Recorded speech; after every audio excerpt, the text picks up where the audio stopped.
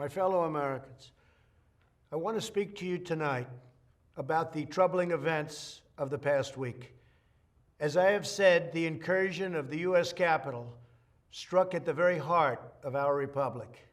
It angered and appalled millions of Americans across the political spectrum.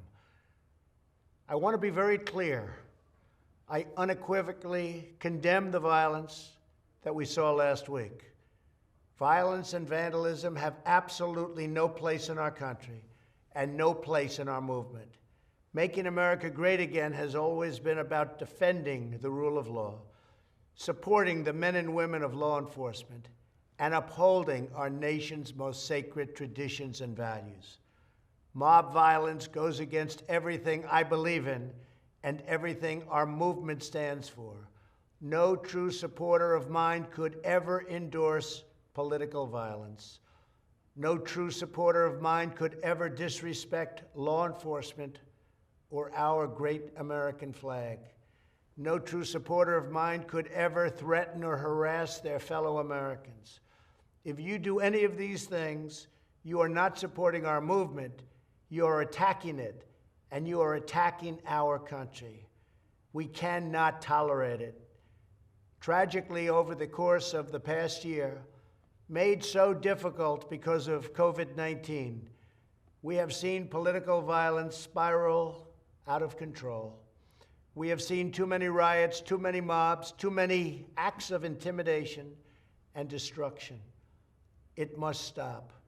Whether you are on the right or on the left, a Democrat or a Republican, there is never a justification for violence. No excuses, no exceptions. America is a nation of laws. Those who engaged in the attacks last week will be brought to justice. Now I am asking everyone who has ever believed in our agenda to be thinking of ways to ease tensions, calm tempers, and help to promote peace in our country.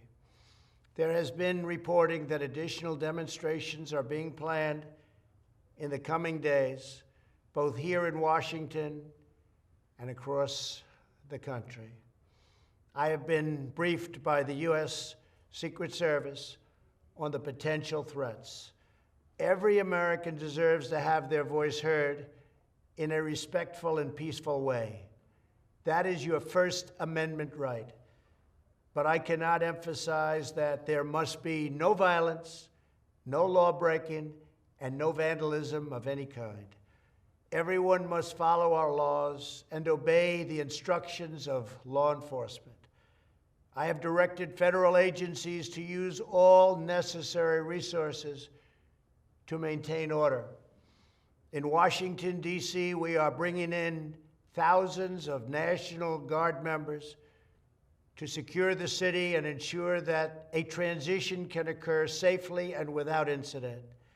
Like all of you, I was shocked and deeply saddened by the calamity at the Capitol last week. I want to thank the hundreds of millions of incredible American citizens who have responded to this moment with calm, moderation, and grace. We will get through this challenge just like we always do. I also want to say a few words about the unprecedented assault on free speech we have seen in recent days. These are tense and difficult times. The efforts to censor, cancel, and blacklist our fellow citizens are wrong, and they are dangerous.